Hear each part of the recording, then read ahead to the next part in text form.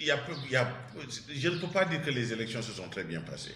Parce que pour moi, si les élections se sont très bien passées, c'était très bien passé, on n'aurait pas eu, par exemple, ces problèmes de recours.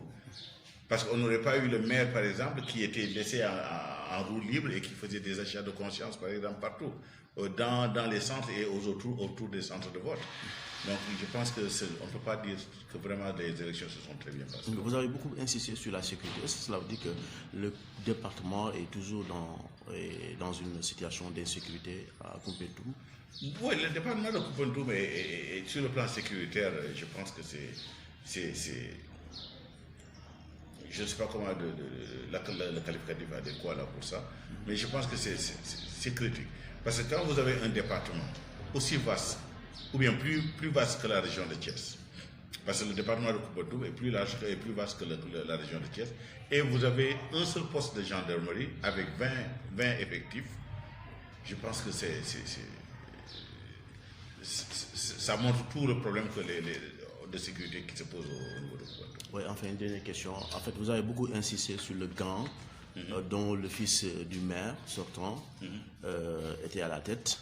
Est-ce que vous avez des preuves palpables par rapport à vos accusations? Absolument, nous avons des preuves de ça. Et nous avons des preuves parce qu'il a été identifié. Il est venu, il m'a menacé devant des témoins avec une arme à feu. Il est venu, il a menacé de brûler nos voitures. Il l'a fait devant des témoins.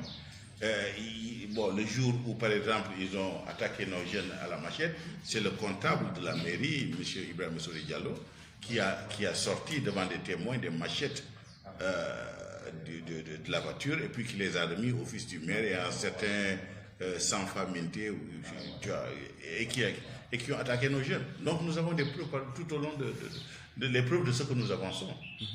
Donc c'est dommage quand même que ces gens qui ont commis ces forfaitures sont libres encore et qui sont en train de circuler librement dans Koumpentoum. Vous avez déposé des plaintes?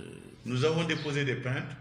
Par exemple, si je prends le cas de la voiture qui a été brûlée, qu'ils ont brûlée au début de la campagne, jusqu'à présent, ma déposition n'a pas encore été recueillie parce que même la semaine prochaine, c'était samedi passé, je suis parti voir le commandant pour faire ma déposition, mais il m'a demandé d'attendre jusqu'à ce qu'il me convoque pour venir faire une déposition.